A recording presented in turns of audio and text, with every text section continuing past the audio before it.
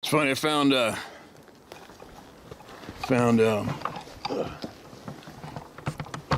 fix this camera up.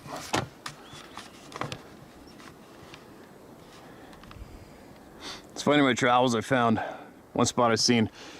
I'll take you guys there sometime. Huge mature timber, never been logged before. And I found like 12 cedar poles, way bigger than these ones, all leaned up around a big fir tree in the middle of nowhere where it's impossible to get equipment. It is what it is. When you know these beings are running around, nothing's really surprising. It's like, I don't know, whatever that means.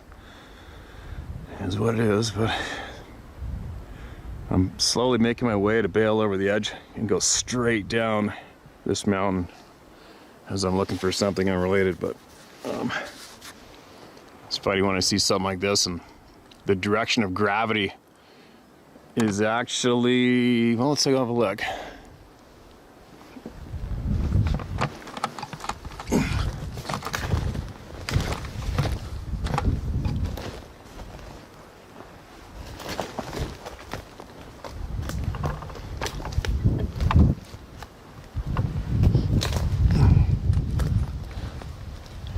The direction of gravity is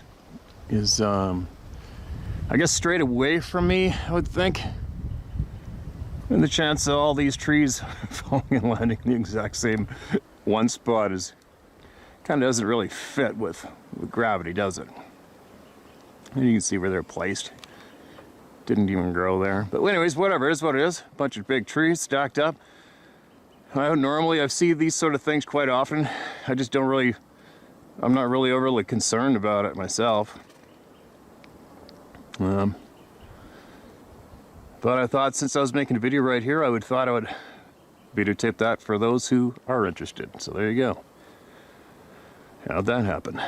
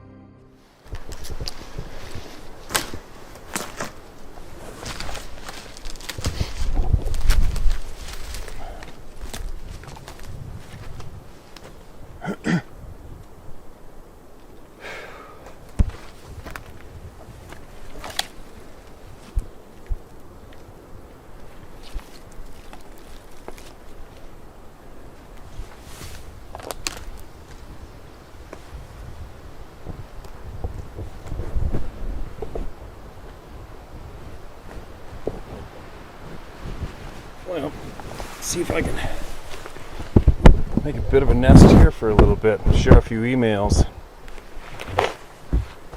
It's kind of tough to get a good, solid, good, positive energy flow out today after making that video about those children that were stolen and murdered. Sucks ass, man. But anyway, Let's get into this. As the bugs bounce off my head. What do we got? I gotta get a whole bunch shared, so I gotta go away again. Hello, Steve. This is what myself and my son experienced. I don't pay particular attention to time, so I apologize for the lack of these details. The location of our encounter was the George Washington National Forest between Harrisonburg, Virginia, and Franklin, West Virginia. The time was 8 to 10 years ago. It was an abnormally nice day. In essence, it was a warm spring/fall or a cool summer day.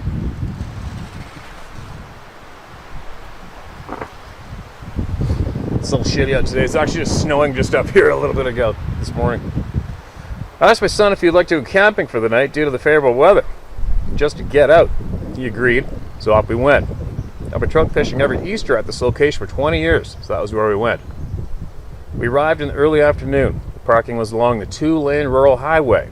Small pull-offs and extensive 4-wheel drive trails on the opposite side of the road. We weren't fishing.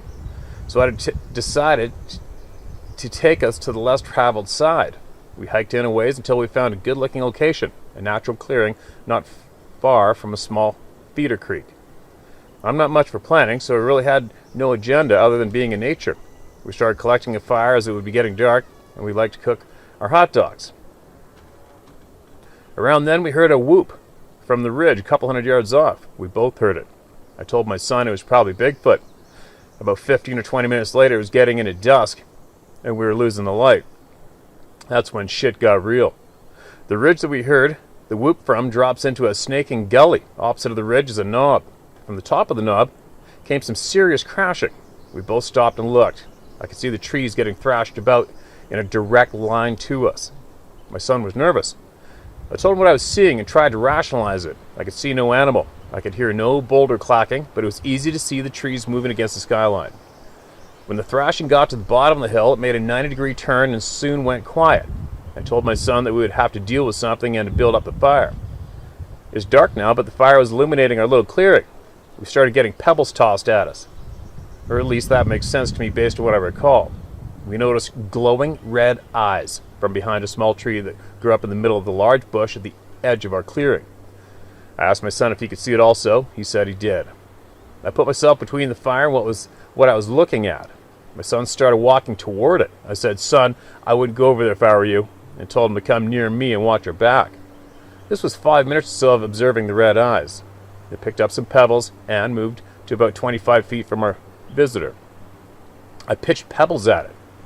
Steve, I wasn't sure what I was looking at, and I figured if I tossed rocks at an animal, it would move. This is when my son said that I should not throw rocks at it, and that he was scared. I said that it started the rock throwing. I'm not some fearless hero, generally speaking, but I think before I react. This is when I was thinking, what do you want? The answer came quickly, leave. I laughed and moved closer. I wasn't sure even then what I was dealing with, and as I was excited about communicating with it. I stared this bugger in the eyes from no more than 20 feet and commenced to thinking at it. I explained that I have an idea of who/what it was, however, that I needed confirmation. I asked it to wink at me. Then out loud I said, "This is a wink," and I winked at it. 2 seconds later it winked back. I laughed and smiled. I explained that I understood its dislike of humans, that I have the same feelings, but that my son and I are not here to cause anyone harm. Leave. I heard/felt again. I spoke aloud to it. Now that we have as much right to be here, that we are honored by his presence and we will be leaving in the morning. However, you have scared my son and I am out of patience. If you want trouble, I promise that someone will die. Thankfully, the Sasquatch left. Steve, this was long even after consolidation. I believe that the meaning of life is to learn the truth and to share what you know. You, sir, are helping humanity. My name is Dave Pierron, Pierron, Pierron, and I dare anyone to call me a liar.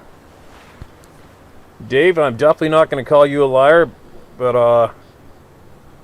I'm actually more so going to thank you for taking your time to write that email out and share it with the people. You're muchly appreciated. 20 feet away from that bugger. Crazy. You probably got the set of nuts on you the size of frickin' barrels. How many people go towards red glowing eyes in the dark in the woods? Especially after knowing what we know, right? Most people shit themselves and run. The glowing eyes, I haven't seen that myself. I showed you guys that video, I think over a year ago on my trail camera of those glowing lights all up and down the trees 14 feet above the ground. And then I videotaped that bright light across the valley up into that high alpine bowl at 5 or 4:30 in the morning. It was the last fall maybe I did that. But that's it for the glowing, anything glowing that I've noticed myself. I'm not craving that. I don't crave that in any way, shape, or form. I don't need to see glowing eyes in the woods myself. Well, good for you and stand your ground, I guess. Thank God neither one of you were hurt and disappeared. And but I think your email is possibly going to benefit somebody, without a doubt. Guaranteed, it's going to benefit many people, without a doubt. But anyway, let me get on to this because I got some hiking to do, and I want to add some more and get many shares done.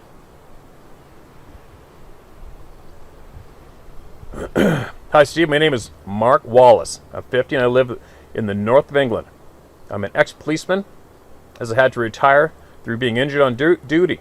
I've always considered myself to be an honest, hard-working type of bloke that keeps himself to himself. Although I like living a quiet life, I've always encouraged my family and friends to always feel free to come to me with anything or any problem they may have, as I'd help them however I could. I've always loved the outdoors, especially all kinds of fishing.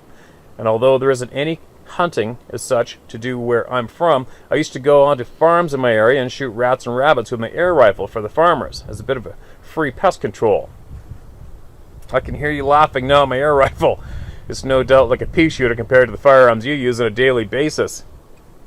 It gave me plenty good memories, so I can't complain. Along with fishing and the odd bit of shooting, I've always enjoyed hiking, and I was an amateur boxer throughout my teens and my 20s, so I've always considered myself physically fit. Okay, so enough about me. Time to get into my encounter. It was the autumn of 2011, and as I had holidays to take from work, I decided to go visit my buddy I used to box with back in the day. He'd met a gal from Pennsylvania some years previous and was now married and living in the northeast Penn State. It was a very rural location, probably around 20 to 30 miles from the nearest mall. It was my first time visiting, and I was blown away by the scenic landscape, forests, woodlands, hills, and mountains everywhere. Wow, you guys in the U.S. and Canada are really spoiled when it comes to beautiful country.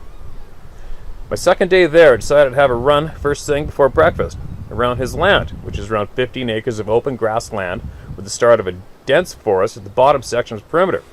It was around 6:30 a.m., and although it was quite cold that morning, it was a nice, clear, fresh day. I'd done 2 laps of the land, and as I was running by the tree line of the wooded area for the third time, a rock the size of a baseball came whizzing past my face from the direction of the woods.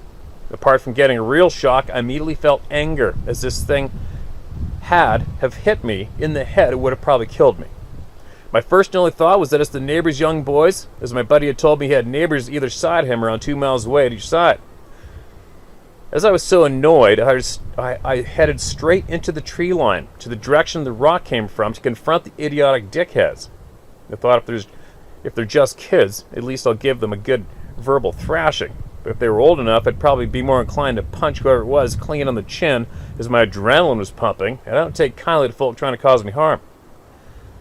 I'd walk quickly into the woods shouting, "You're gonna regret throwing that effing rock." I'd only walked 10 or 12 paces from the tree line into the wood when this God Almighty roar hit me in the face. It completely froze me to my core, and for a few seconds I couldn't move. It lasted about 4 or 5 seconds. And as I was still standing there, it let out a second roar, and this time I did move. I ran like I've never ran before. I sprinted back up to the back of the house, which is around 60 to 70 meters away from the tree line, in what seemed like 2 to 3 seconds.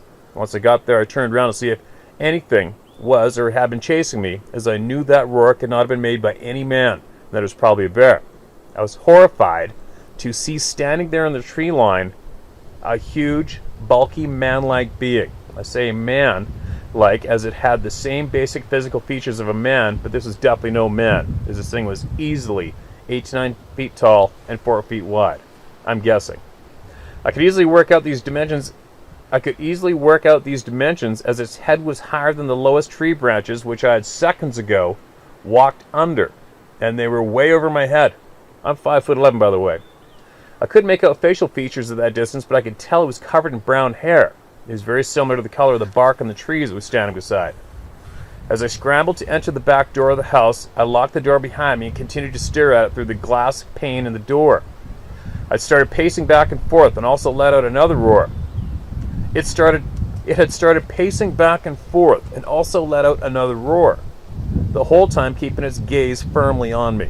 Steve, I'm not easily intimidated, and even when I have been, it's always been fight with me and never flight. And even when I have been, it's always been fight with me and never flight. And even when I haven't been, it's always been fight with me and never flight. But I'm not ashamed one bit to say I was completely terrified, shaking with fear. I thought I need to wake my buddy up and tell him about this shit immediately. I should have knocked on his bedroom door, as after all, his wife does sleep there too, but I was in a state of pure shock, so I simply burst in and blurted out, "There's an effing monster in your garden." Luckily, it was only him in the room, as his wife had just left for work. I told him and immediately ran downstairs with me, and we went to the back door. Before he opened it, I stopped him and asked him to get a gun, as I knew he kept a shotgun and a handgun in his home. While he went to get his gun, I could see the thing wasn't there anymore, but this made me feel worse, as for all I knew, it had come up to the house and was just waiting for us to come out. When he came back with the shotgun and more clothes on, we both went outside, and after checking the perimeter of the house, we never seen anything. It's all grassed areas, so even if it had been snooping around, it wouldn't have left prints. That morning I told him exactly what I saw, and although he seemed to believe me, he said not to say a word to his wife or anyone for that matter, as he'd only recently got a job as a cop out there, and figured he'd be either laughed out of his department or he'd be labeled as not a very credible man. Although I understood where he was coming from, I still thought he should have said something to the authorities, as this thing could literally tear a person to pieces with its bare hands. It spoiled my vacation, as apart from not wanting to hike anywhere, it caused a bit of friction between my buddy and I. We've not had any contact in the last 5 or so years, and I think it's due to me always bringing it up and asking if he's seen or heard anything since. I've always had an open mind regarding the world and what inhabits our planet, but never gave Sasquatch much thought. But I've got to say, since that day I seen that thing, I asked myself, was it a Sasquatch? Surely it had to be. What else could it be? On arriving back in England following that vacation, I told one of my friends while having a pint at the local pub, and he looked at me like I was an idiot and simply laughed it off, saying that because I wasn't used to seeing bears, that's what I probably was, and I simply didn't identify it accurately. Needless to say, he's lucky he didn't get a smack in the face at that point. I never spoke about it to anyone else and have bottled up until I came across your channel while I was looking for other stories from other people regarding the matter. Before emailing you this, I also bought your book, which I really enjoyed. Although reading some of the stories brings that day back to me and still makes every hair on my body stand on end. I didn't get any bad smells, nor did I receive any of the psychic messaging from the being like I've read some of your readers have had. Anyway, that's my story, Steve, and I appreciate you letting me tell it to you. Feel free to use my name, as anyone that watches your channel must have some interest in the topic. So if that's the case, they can't discount or mock anybody that has a story to tell, surely. I admire your spirit and determination about this matter, and the way you simply laugh off the ignorant assholes that email you shit or insult you. Pussies and cowards. That's all they are, and they know it. Best wishes, Mark. Well, Mark, didn't your email just cover basically every single thing that pisses all of us off when it comes to innocent, good people seeing these things without asking to, and ending up with the exact same results you have? Lost contact with a close, lifelong friend. How common is that one? God, that sucks. That just frustrates the shit out of me. It pisses me off. People laughing at you. You know, it's easy to shrug off the laughter, the people laughing at you. That's easy to shrug off for me at this stage of the game, obviously. Because people laugh out of being scared. It scares them. So once you accept that, it's real easy to deal with the people laughing directly at you, right? It's no big deal. I just don't push the topic with them, and I carry on. But the loss of the contact with your friend, that's a tough one to swallow. That frustrates me and kind of pisses me off. maybe if you could forward him this email. Sorry. Maybe if you could forward him this video once you see it, all right? And I'll encourage him, if that's you, if you are watching this right now, I'd like to encourage you to go through numerous videos on this channel and understand that these email shares on this video are 100% not for entertainment. These video email shares are not to attempt to prove anything to the world, because the proof is already in. It's been in for many, many years. What this channel is for, it is here to get the self-respect back and the confidence back to the people who've had these experiences and didn't ask for it. Far, far too many people have been belittled, humiliated, thrown in absolute terror. They can't go back in the woods anymore. They've had their passions, various passions of outdoor life, stripped from them. The list goes on, right? It's just really, really, really pathetic and sad. And hopefully your friend, if your friend does get this video on YouTube emailed to him and you're watching right now, hopefully you can take a little bit of your time out of your day, investigate this topic yourself, especially around your immediate area, and see what you come up with. And then you just might change your mind about contacting your old buddy from the UK and mending some of those wounds, right? Anyway, thank you very much for taking your time and emailing the people, man. It's absolutely appreciated. You're not alone. You already know that. You know that now. And your email's helping people, without a doubt.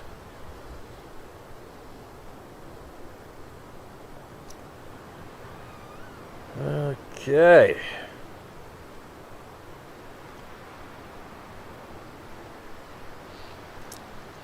Hi Steve, hope this finds you and Sarah well. I've been enjoying your channel for some time now. I've been with you since before the Sasquatch stories began. I really enjoy the stories and experiences shared. Some of your stories read recently really hit home. The one from the girl in the Navy, well, I'm retired Navy and I'm familiar with the area she mentioned where the physical readiness tests are run on the Navy base mentioned. So I've been there myself. So that sure adds an interesting dimension to the story when you've been there in person. I lived in that area for years and can testify how thick the woods can be, even in pretty residential areas. The other one I was really interested in was where the guy was suddenly scared and he wondered why he was scared, and he talked his way through that and mentally sent the message he was there to do some shooting, and he'd stay over here if they stayed over there, and the feeling of fear left him and his dog. I grew up reading science fiction and comic books, and psychic attacks are fairly common, as are people working out how to fight and resist them. The way he worked his way through that projected fear was genius, and it should be helpful to others. And isn't that one of the main points of this channel? I'm sending you my story again, even though I kind of hit the how to hunt jackpot with the main part already having been printed in your first book. All right. Thank you for including my story. Of course, as soon as I hit send, I thought of more to add, and of course it was the first, shorter version that was put in your book. I'm hoping you'll find the time to read the full story online, as I'm really interested in hearing from the other people in the comments who may have had similar encounters. I think this may be an important piece of the puzzle. My story in your book was A Navy Veteran Writes In, on pages 241 and 242. I now see that what you meant by the typo is driving you crazy. I'm not sure if your editor is incompetent or deliberately putting various stories in twice with different headings. I understand some of the writing sent in to you isn't the best, but there are also errors in my story I didn't put in there. Oh, that sucks. I screwed up at the end of the first paragraph. Sorry, I didn't read it carefully enough. But the mountains I identified was as Owyhees were listed as the Towhees twice. And I did write Oriana, but it was printed as Corian. Here's the full story corrected. I'm a Navy veteran living in southern Idaho. I grew up here in Idaho and returned here a few years ago after I retired from 20 years of service, after seeing the world, spending around half my career on aircraft carriers. I also am a recent college graduate, now thanks to the GI Bill. I remarried after I returned home. My wife and I met on our 30th high school reunion and married a few years after that. My wife and I occasionally drive to Oriana/Jordan Valley Loop through the Owyhee Mountains in southern Idaho and Oregon for a day trip. One day, as we were passing in a meadow with cows and a stream, I glanced over my left to see a Bigfoot walking away. I slowed down and said, "Oh my God." My wife asked, "What?" I looked again, and instead of a Bigfoot, I saw a cow walking away from us. Seriously? Seriously. I saw the back end of a cow walking away from me at a bit of an angle. I figured something in the background coupled with that cow made my mind think Bigfoot. The illusion didn't last long, but it did leave us a strong, lasting impression. I can still see that Bigfoot walking away in my mind's eye. It was very tall, with black hair all over. They say that the mind can play tricks on you. I'll have to agree, though I'm wondering now if that was really what I saw. One day in 2019, I was at an area gun show wearing a Bigfoot t-shirt. One gentleman at the table looked at it and asked me if I was a believer. When I said of course, he told me a story. He grew up in Northern California. I don't recall exactly where, but the area is mountainous and heavily forested. There was a creek he and his brother liked to fish. This creek was hard to access from the road, and the only real way up or down it was by walking along the creek due to how overgrown the area around the creek was.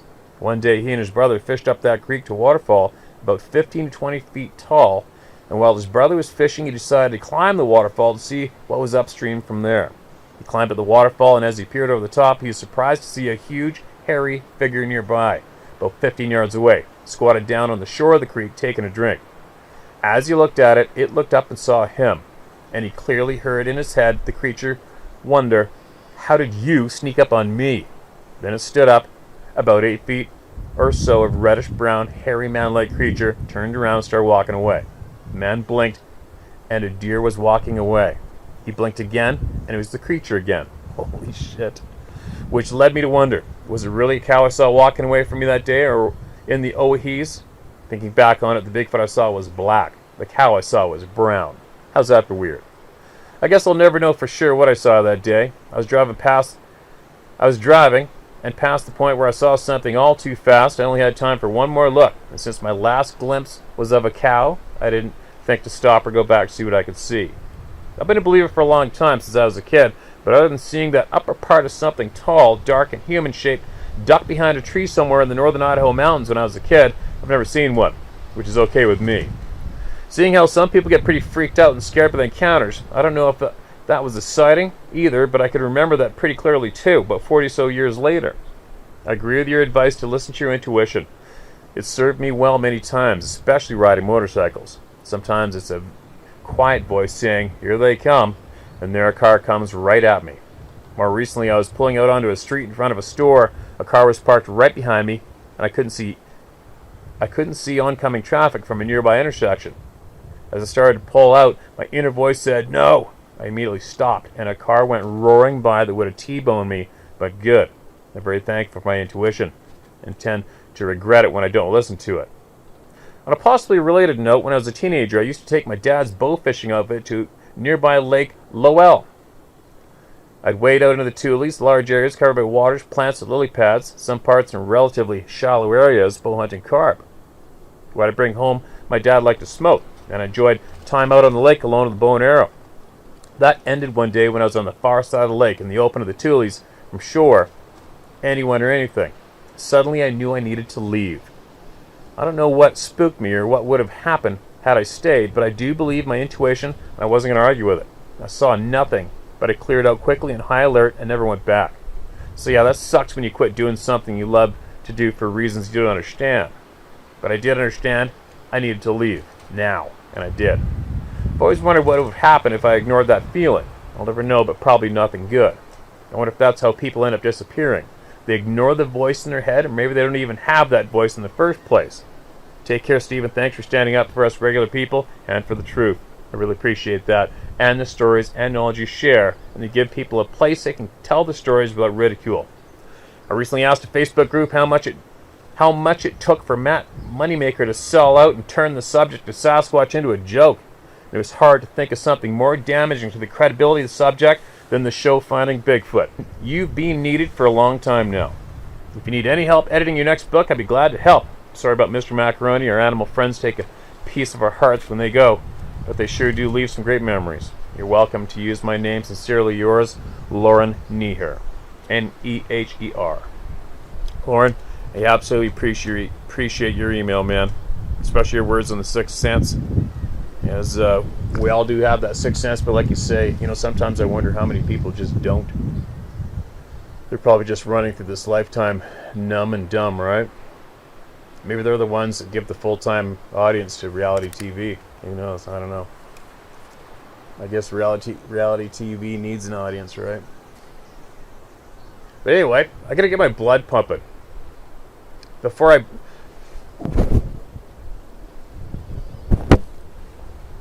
I set out to make this video, I previously just created that video addressing the issue of the stolen babies in our country that were stolen by the pedophile sanctuaries, the residential schools. So it's just got me bummed out. So I'm gonna go on a hike. I gotta go straight down over that cliff from that big timber and see if I can find what I'm looking for. Let's get some sweat going, get this blood pumping, get some endorphins going. And then I'll crack open the emails again and I'll share more with all of you throughout my day.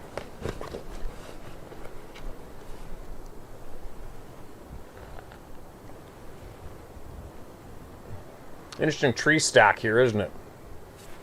Whatever, is what it is. Be safe out there, you guys, and be sure to email in anything you have that'll help the people. To tell my story at howtohunt.com or share my story at howtohunt.com. We'll get to it, and we'll get it shared with everybody. All right? Be safe.